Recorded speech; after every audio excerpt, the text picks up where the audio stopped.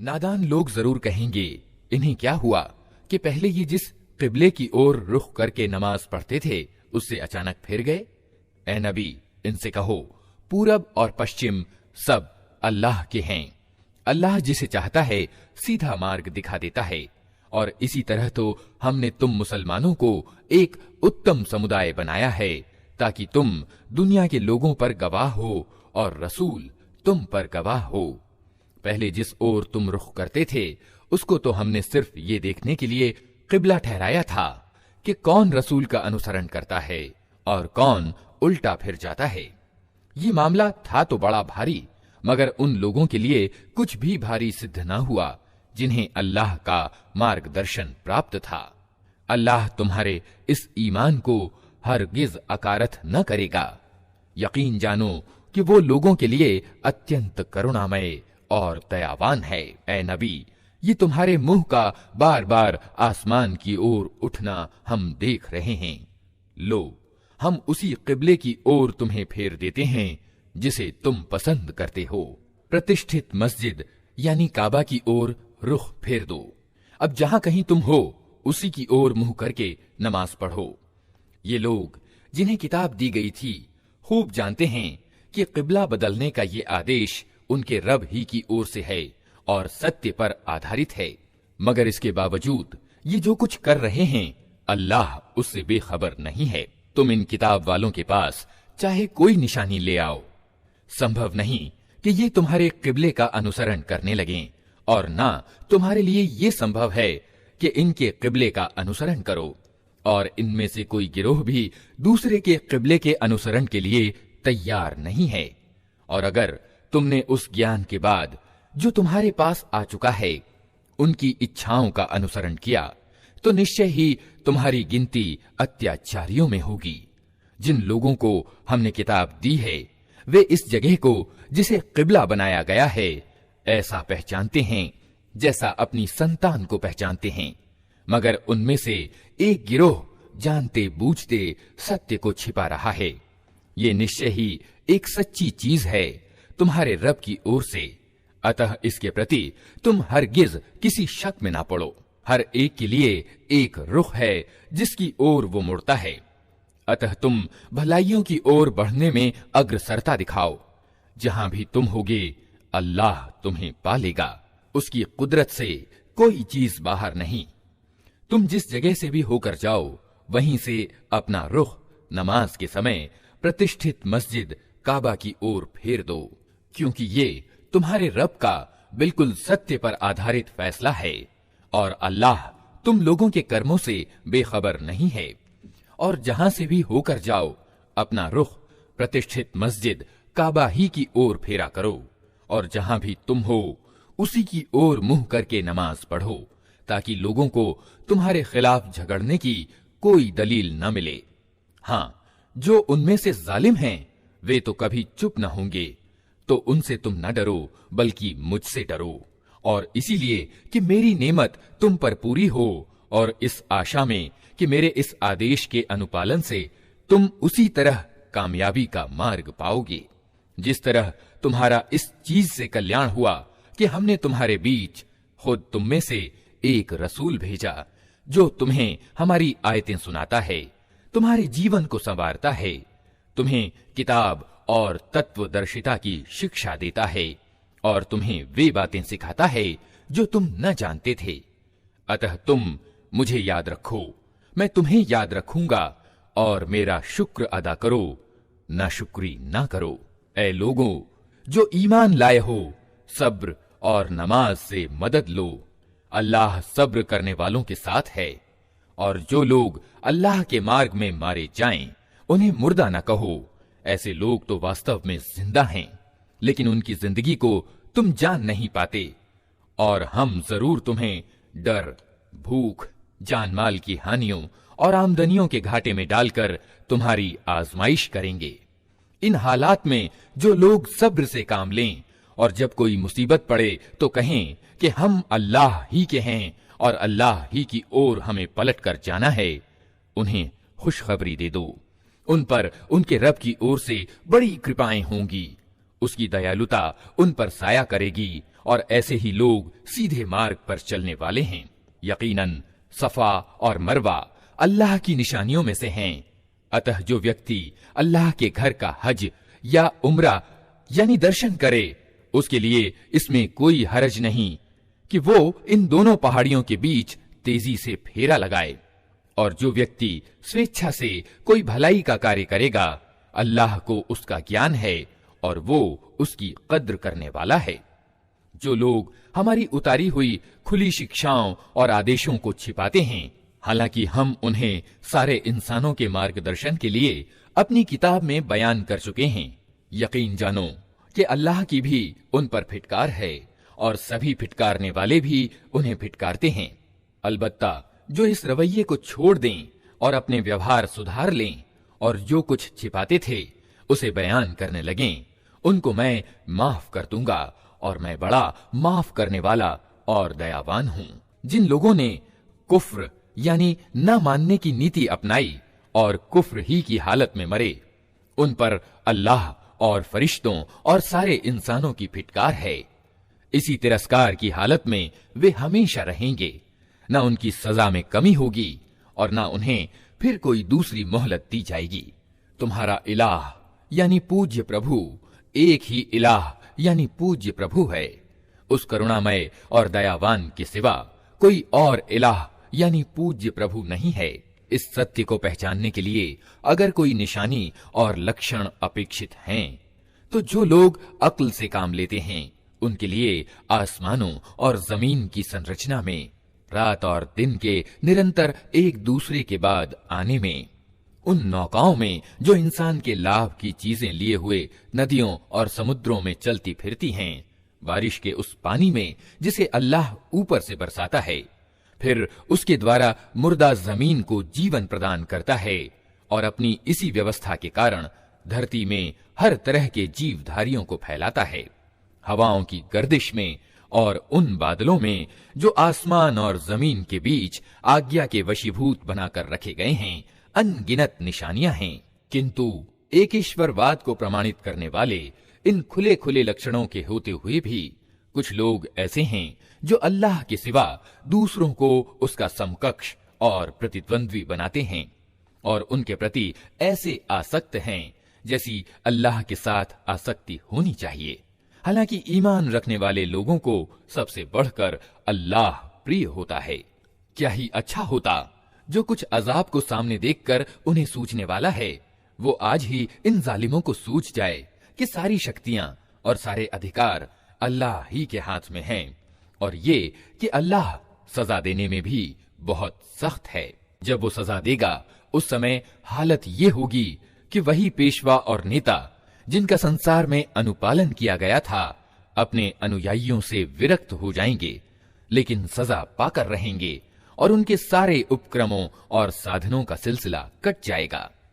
और वे लोग जो संसार में उनके पीछे चलते थे कहेंगे कि क्या अच्छा होता हमको फिर एक अवसर दिया जाता। तो जिस तरह आज ये हमसे विरक्त हो रहे हैं, हम भी इनसे विरक्त होकर दिखा देते। इस तरह अल्लाह इन लोगों के वे कर्म जो ये दुनिया में कर रहे हैं, इनके सामने इस तरह लाएगा कि ये पश्चातापों और ग्लानियों के साथ हाथ मलते रहेंगे, मगर आग से निकलने का कोई मार्ग न पाएंगे। लोगों, धरती में जो हलाल यानी वैध और अच्छी सुथरी चीजें हैं, उन्हें खाओ और शैतान के बताए हुए रास्तों पर न चलो। वो तुम्हारा खुला दुश्मन है, तुम्हें बुराई और अश्लील बात को कहता है और ये सिखाता है कि तुम अल्लाह के नाम पर वे बातें कहो जिनके संबंध में तुम नहीं जानते हो कि वे अल्लाह की कही हुई हैं। उनसे जब कहा जाता है कि अल्लाह ने जो आदेश उतारे हैं उन पर चलो, तो उसके उत्तर में कहते हैं कि हम तो उसी रास्ते पर चलेंगे जिस पर हमने अपने बाप दादा को पाया है। अच्छा, अगर इनके बाप दादा ने बुद्धि से कुछ भी काम न लिया हो और सीधा मार्ग न पाया हो, तो क्या फिर भी ये उन्हीं का अनुसरण किए चले जाएंगे? ये लोग जिन्होंने अल्लाह के बताए हुए तरीके पर चलने से इनकार कर दिया है, इनकी दशा बिल्कुल ऐसी है जैसे चरवाहा पशुओं को पुकारता है और वे हाँक पुकार की आवाज के सिवा कुछ नहीं सुनते। ये बहरे हैं, गूंगे हैं, अंधे हैं, इसलिए कोई बात इनकी समझ में नहीं आती। ऐ लोगो जो ईमान लाए हो, अगर तुम वास्तव में अल्लाह ही की बंदगी करने वाले हो तो जो स्वच्छ अच्छी चीजें हमने तुम्हें प्रदान की हैं उन्हें बेझिझक खाओ और अल्लाह का शुक्र अदा करो। अल्लाह की ओर से अगर कोई पाबंदी तुम पर है तो वो ये है कि मुर्दार न खाओ, खून से और सूअर के मांस से बचो, और कोई ऐसी चीज न खाओ जिस पर अल्लाह के सिवा किसी और का नाम लिया गया हो। हाँ, जो व्यक्ति मजबूरी की हालत में हो और वो इनमें से कोई चीज खा ले बिना इसके कि वो नियमोल्लंघन करना चाहता हो या आवश्यकता की सीमा से आगे बढ़े, तो उस पर कुछ गुनाह नहीं। अल्लाह क्षमाशील और दयावान है। सत्य ये है कि जो लोग उन आदेशों को छिपाते हैं जो अल्लाह ने अपनी किताब में अवतरित किए हैं और थोड़े से सांसारिक लाभों पर उन्हें भेंट चढ़ाते हैं, वे वास्तव में अपने पेट आग से भर रहे हैं। क़यामत के दिन अल्लाह हरगिज उनसे बात न करेगा, न उन्हें पाकीज़ा ठहराएगा और उनके लिए दर्दनाक सजा है। ये वे लोग हैं जिन्होंने मार्गदर्शन के बदले पथभ्रष्टता मोल ली और मग़फ़िरत के बदले अजाब मोल ले लिया। कैसा अजीब है इनका हौसला कि जहन्नम का अजाब सहन करने के लिए तैयार हैं। ये सब कुछ इसलिए हुआ कि अल्लाह ने तो ठीक ठीक सत्य के अनुसार किताब उतारी थी, मगर जिन लोगों ने किताब में विभेद पैदा किए वे अपने झगड़ों में सत्य से बहुत दूर निकल गए। नेकी ये नहीं है कि तुमने अपने चेहरे पूरब की ओर कर लिए या पश्चिम की ओर, बल्कि नेकी ये है कि आदमी अल्लाह को और अंतिम दिन को और फरिश्तों को और अल्लाह की उतारी हुई किताब और उसके पैगंबरों को दिल से माने और अल्लाह के प्रेम में अपना दिल पसंद माल नातेदारों और अनाथों पर, निर्धनों और मुसाफिरों पर, मदद के लिए हाथ फैलाने वालों पर और गुलामों की रिहाई पर खर्च करे, नमाज कायम करे और ज़कात दे। और नेक वे लोग हैं कि जब वचन दें तो उसे पूरा करें और तंगी और विपत्ति के समय में और सत्य और असत्य के युद्ध में धैर्य दिखाएं। ये हैं सच्चे लोग और यही लोग परहेजगार हैं। ऐ लोगो जो ईमान लाए हो, तुम्हारे लिए कत्ल के मुकद्दमों में किसास का आदेश लिख दिया गया है। आजाद आदमी ने कत्ल किया तो उस आजाद आदमी से ही बदला लिया जाए। गुलाम कातिल हो तो वो गुलाम ही कत्ल किया जाए, और औरत ने यह अपराध किया हो तो उस औरत से ही किसास लिया जाए। हाँ, अगर किसी कातिल के साथ उसका भाई कुछ नरमी करने के लिए तैयार हो तो सामान्य नियम के अनुसार खून के माली बदले का निपटारा होना चाहिए, और कातिल के लिए आवश्यक है कि भले तरीके से खून बहा चुका दे। ये तुम्हारे रब की ओर से छूट और दयालुता है। इस पर भी जो ज्यादती करे उसके लिए दर्दनाक सजा है। अक्ल और समझ वालों, तुम्हारे लिए किसास में जिंदगी है। उम्मीद है कि तुम इस कानून के उल्लंघन से बचोगे। तुम्हारे लिए अनिवार्य किया गया है कि जब तुम में से किसी की मौत का समय आए और वो अपने पीछे माल छोड़ रहा हो तो माँ बाप और नातेदारों के लिए सामान्य नियम के अनुसार वसीयत करे। ये हक है अल्लाह का डर रखने वालों पर। फिर जिन्होंने वसीयत सुनी और बाद में उसे बदल डाला तो उसका गुनाह उन बदलने वालों पर होगा। अल्लाह सब कुछ सुनता और जानता है। अलबत्ता जिसको ये अंदेशा हो कि वसीयत करने वाले ने अनजाने में या जानबूझकर हक मारा है और फिर मामले से संबंध रखने वालों के बीच वो सुधार करे तो उस पर कुछ गुनाह नहीं है। अल्लाह माफ करने वाला और दया करने वाला है। ऐ लोगो जो ईमान लाए हो, तुम्हारे लिए रोजे अनिवार्य कर दिए गए, जिस तरह तुमसे पहले नबियों के अनुयायियों के लिए अनिवार्य किए गए थे। इससे उम्मीद है कि तुम में परहेजगारी का गुण पैदा होगा। कुछ निश्चित दिनों के रोजे हैं। अगर तुम में से कोई बीमार हो या सफर पर हो तो दूसरे दिनों में इतनी ही गिनती पूरी कर ले। और जिन लोगों को रोजे रखने की सामर्थ्य प्राप्त हो फिर न रखें तो वे फिदिया दें। एक रोजे का प्रतिदान एक मोहताज को खाना खिलाना है, और जो अपनी खुशी से कुछ ज्यादा भलाई करे तो ये उसी के लिए अच्छा है। लेकिन अगर तुम समझो तो तुम्हारे लिए अच्छा यही है कि रोजा रखो। रमजान वो महीना है जिसमें कुरान उतारा गया, जो इंसानों के लिए सर्वथा मार्गदर्शन है और ऐसी स्पष्ट शिक्षाओं पर आधारित है जो सीधा मार्ग दिखाने वाली और सत्य और असत्य का अंतर खोल कर रख देने वाली हैं। अतः अब से जो व्यक्ति इस महीने को पाए उसके लिए अनिवार्य है कि इस पूरे महीने के रोजे रखे, और जो कोई बीमार हो या सफर पर हो तो वो दूसरे दिनों में रोजों की गिनती पूरी करे। अल्लाह तुम्हारे साथ नरमी करना चाहता है, सख्ती करना नहीं चाहता। इसलिए ये तरीका तुम्हें बताया जा रहा है ताकि तुम रोजों की गिनती पूरी कर सको, और जिस सीधे मार्ग पर अल्लाह ने तुम्हें लगाया है उस पर अल्लाह की बड़ाई का इजहार करो और मानो और शुक्रगुजार बनो। और ए नबी, मेरे बंदे अगर तुमसे मेरे संबंध में पूछें तो उन्हें बता दो कि मैं उनसे करीब ही हूं। पुकारने वाला जब मुझे पुकारता है मैं उसकी पुकार सुनता और जवाब देता हूं। अतः उन्हें चाहिए कि मेरी पुकार पर कहें कि हम हाजिर हैं और मुझ पर ईमान लाएं। ये बात तुम उन्हें सुना दो, शायद कि वे सीधा मार्ग पालें। तुम्हारे लिए रोजों के जमाने में रातों को अपनी पत्नियों के पास जाना जायज कर दिया गया है। वे तुम्हारे लिए लिबास हैं और तुम उनके लिए लिबास हो। अल्लाह को मालूम हो गया कि तुम लोग चुपके चुपके अपने आप से खियानत यानी चोरी कर रहे थे, मगर उसने तुम्हारा कसूर माफ कर दिया और तुम्हें छोड़ दिया। अब तुम अपनी पत्नियों के साथ रात काटो और जो आनंद अल्लाह ने तुम्हारे लिए जायज कर दिया है उसे हासिल करो, और रातों को खाओ पियो, यहाँ तक कि रात की कालिमा की धारी से प्रातः वेला की सफेद धारी स्पष्ट दिखाई दे जाए। तब ये सब काम छोड़कर रात तक अपना रोजा पूरा करो। और जब तुम मस्जिदों में एतिकाफ में हो तो पत्नियों से संभोग न करो। ये अल्लाह की निर्धारित की हुई सीमाएं हैं, इनके निकट न फटकना। इस तरह अल्लाह अपने आदेश लोगों के लिए स्पष्ट रूप से बयान करता है।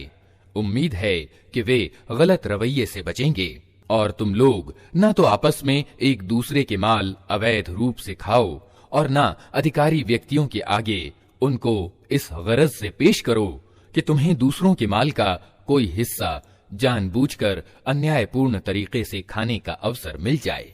ए नबी, लोग तुमसे चांद के घटते बढ़ते रूपों के बारे में पूछते हैं। कहो, ये लोगों के लिए तिथियों के निर्धारण के और हज के लक्षण हैं।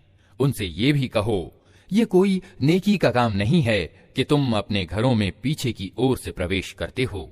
नेकी तो वास्तव में ये है कि आदमी अल्लाह की अप्रसन्नता से बचे। अतः तुम अपने घरों में दरवाजे ही से आया करो। अलबत्ता अल्लाह से डरते रहो, शायद कि तुम्हें सफलता प्राप्त हो जाए। और तुम अल्लाह के मार्ग में उन लोगों से लड़ो जो तुमसे लड़ते हैं, लेकिन ज्यादती न करो कि अल्लाह ज्यादती करने वालों को पसंद नहीं करता। उनसे लड़ो जहां भी तुम्हारी उनसे मुठभेड़ हो जाए, और उन्हें निकालो जहां से उन्होंने तुमको निकाला है, इसलिए कि कत्ल यद्यपि बुरा है मगर उपद्रव इससे भी अधिक बुरा है। और प्रतिष्ठित मस्जिद यानी काबा के निकट जब तक वे तुमसे न लड़ें तुम भी न लड़ो, मगर जब वे वहां लड़ने से न चूकें तो तुम भी निस्संकोच उन्हें मारो कि ऐसे अधर्मियों की यही सजा है। फिर अगर वे बाज आ जाएं तो जान लो अल्लाह क्षमा करने वाला और दयावान है। तुम उनसे लड़ते रहो यहां तक कि उपद्रव बाकी न रहे और धर्म अल्लाह के लिए हो जाए। फिर अगर वे बाज आ जाएं तो समझ लो कि अत्याचारियों के अलावा और किसी पर हाथ नहीं उठाया जा सकता। प्रतिष्ठित यानी हराम महीने का बदला प्रतिष्ठित महीना ही है और समस्त प्रतिष्ठाओं का लिहाज बराबरी के साथ होगा। अतः जो तुम पर हाथ उठाए तुम भी उसी तरह उस पर हाथ उठाओ। अलबत्ता अल्लाह से डरते रहो और ये जान रखो कि अल्लाह उन्हीं लोगों के साथ है जो उसकी सीमाओं को तोड़ने से बचते हैं। अल्लाह के मार्ग में खर्च करो और अपने हाथों अपने आप को तबाही में न डालो। अच्छे से अच्छा तरीका अपनाओ कि अल्लाह अच्छे से अच्छा तरीका अपनाने वालों को पसंद करता है। अल्लाह की खुशनूदी के लिए जब हज और उम्रा का निश्चय करो तो उसे पूरा करो, और अगर कहीं घिर जाओ तो जो कुर्बानी उपलब्ध हो अल्लाह की सेवा में भेंट करो, और अपने सिर न मूंडो जब तक कि कुर्बानी अपने स्थान पर न पहुंच जाए। मगर जो व्यक्ति बीमार हो या जिसके सिर में कोई तकलीफ हो और इस कारण अपना सिर मुंडवा ले, तो उसे चाहिए कि प्रतिदान यानी सदका के रूप में रोजे रखे या दान करे या कुर्बानी करे। फिर अगर तुम्हें अम्न नसीब हो जाए और तुम हज से पहले मक्का पहुंच जाओ, तो जो व्यक्ति तुम में से हज का समय आने तक उम्रा से फायदा उठाए वो सामर्थ्य के अनुसार कुर्बानी दे, और अगर कुर्बानी उपलब्ध न हो तो 3 रोजे हज के समय में और 7 घर पहुंचकर इस तरह पूरे 10 रोजे रख ले। ये छूट उन लोगों के लिए है जिनके घर बार प्रतिष्ठित मस्जिद यानी काबा के निकट न हो।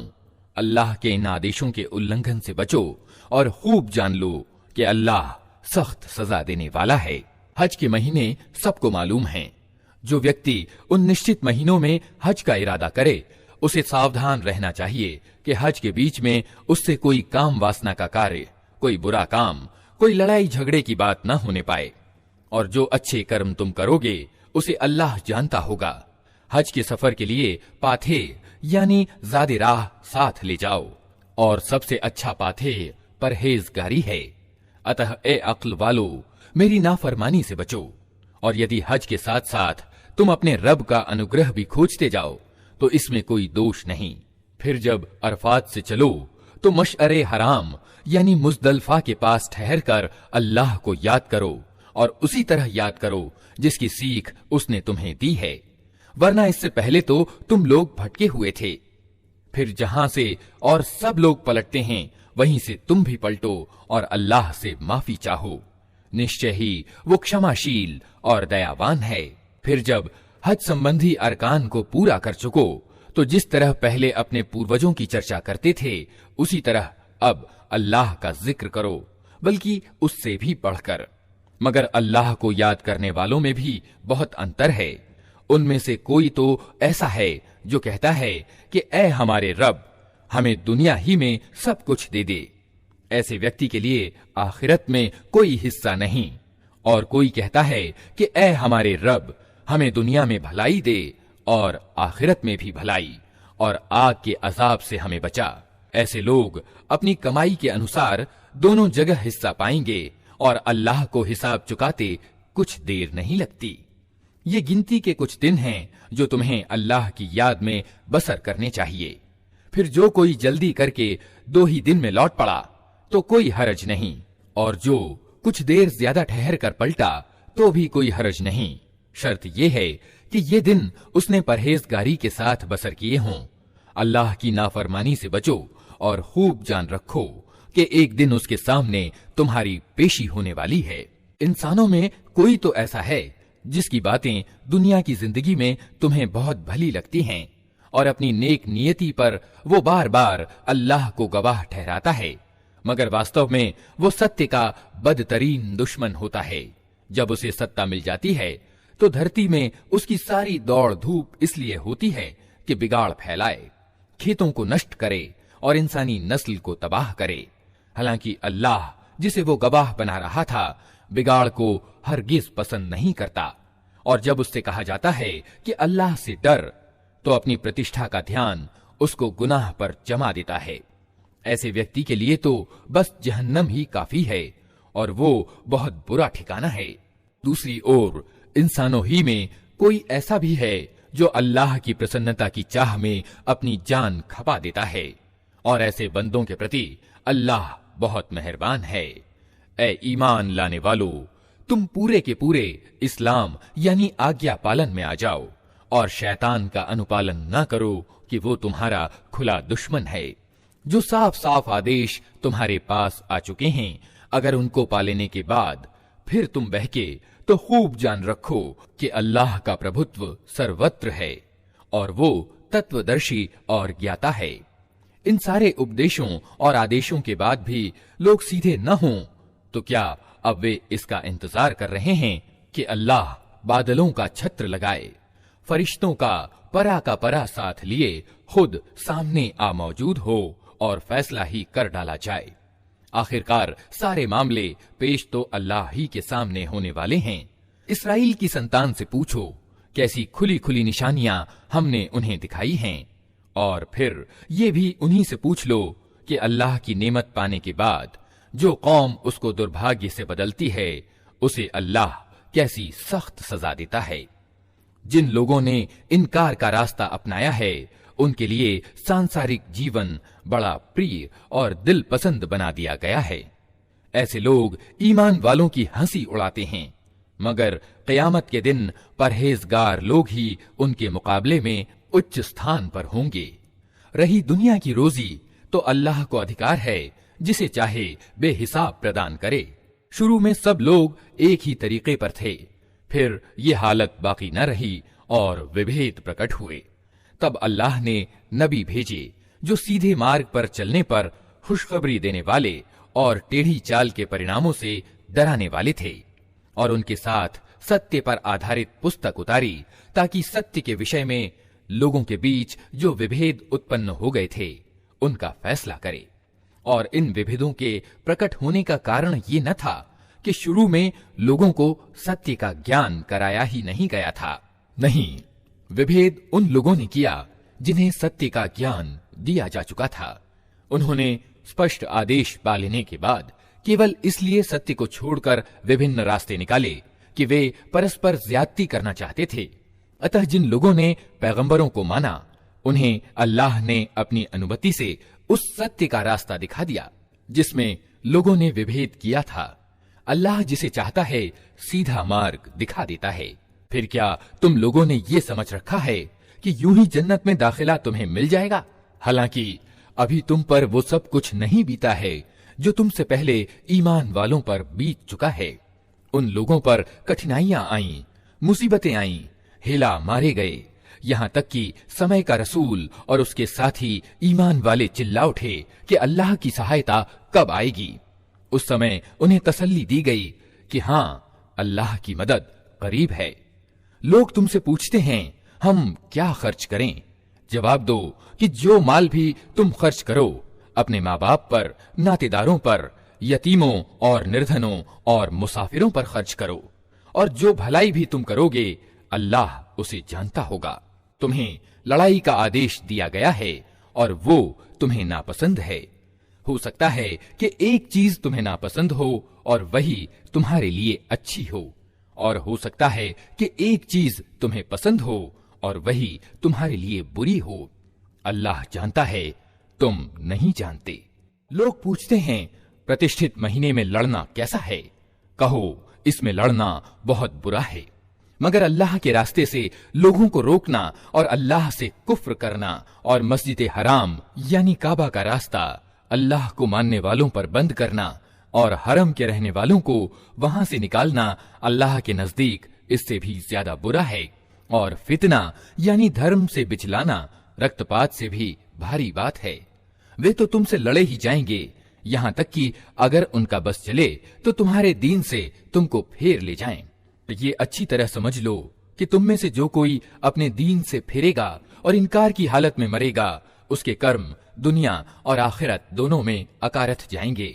ऐसे सब लोग जहन्नमी हैं और हमेशा जहन्नम ही में रहेंगे। इसके विपरीत जो लोग ईमान लाए हैं और जिन्होंने अल्लाह की राह में अपना घर बार छोड़ा और जिहाद किया है वे ईश्वरीय दयालुता के उचित अधिकारी हैं, और अल्लाह उनकी भूल चूक को माफ करने वाला और अपनी रहमत से उन्हें नवाजने वाला है। पूछते हैं शराब और जुए के बारे में क्या हुक्म है?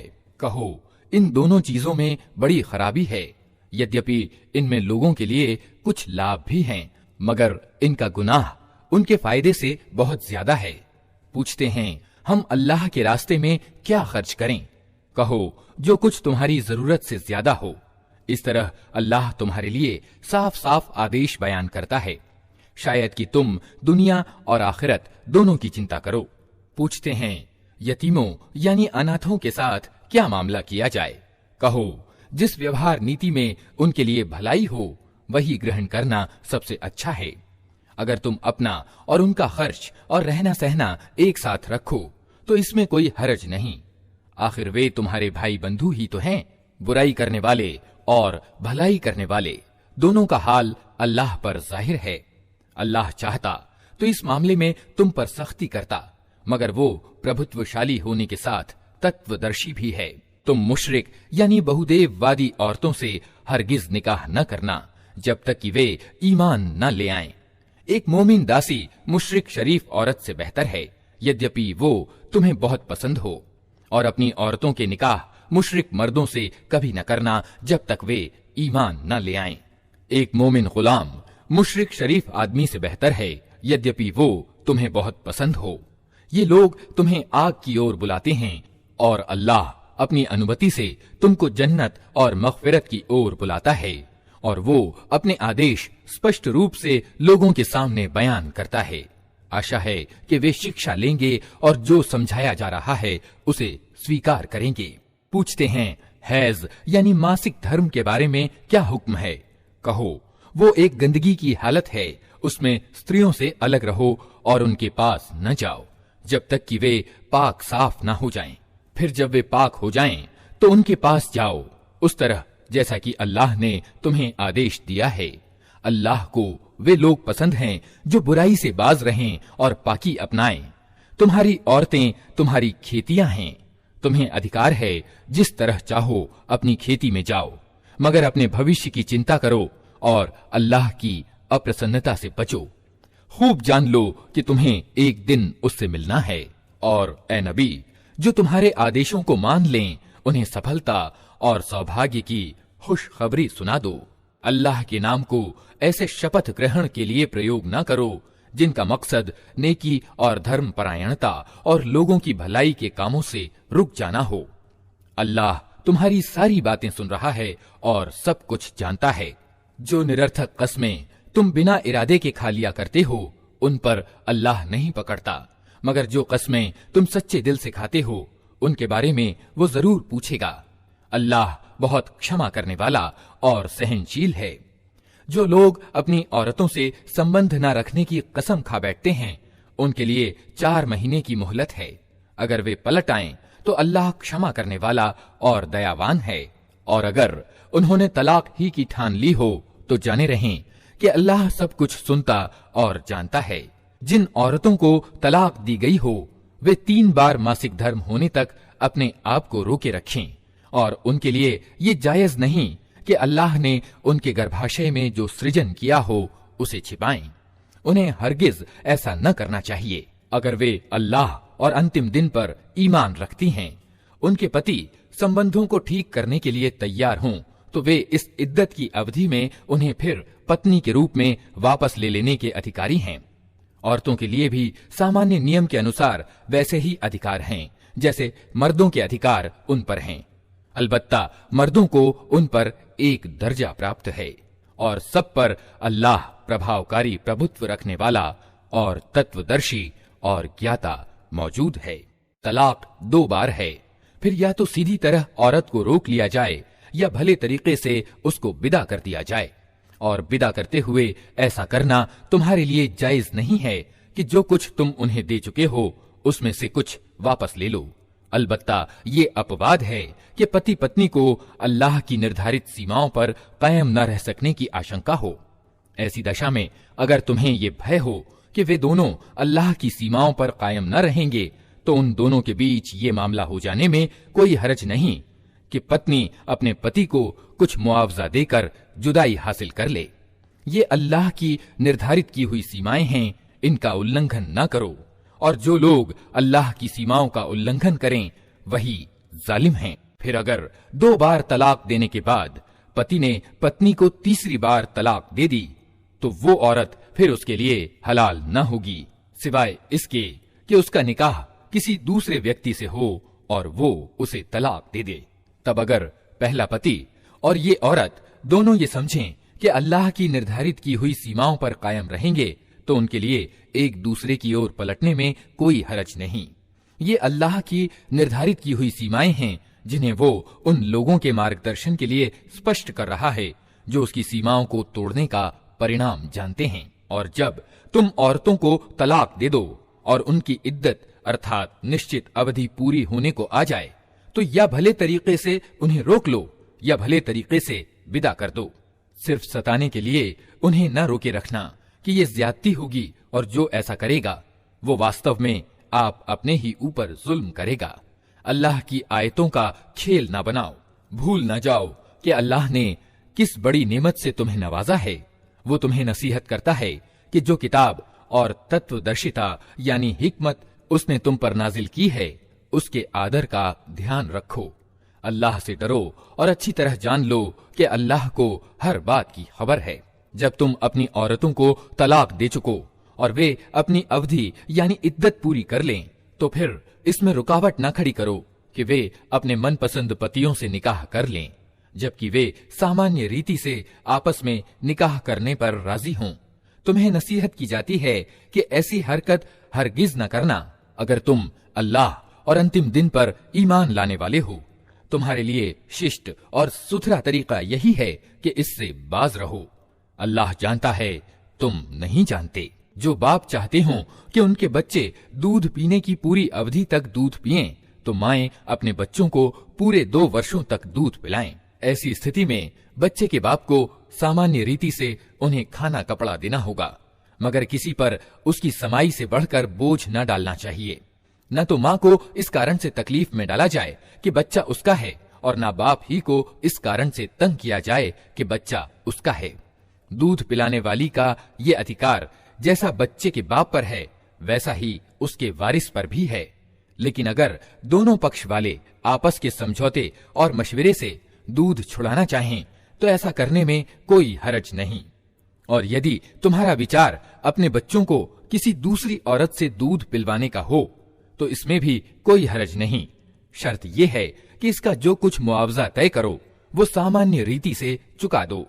अल्लाह से डरो और जान रखो कि जो कुछ तुम करते हो सब अल्लाह की नजर में है। तुम में से जो लोग मर जाएं, उनके पीछे अगर उनकी पत्नियां जिंदा हों तो वे अपने आप को 4 महीने 10 दिन रोके रखें।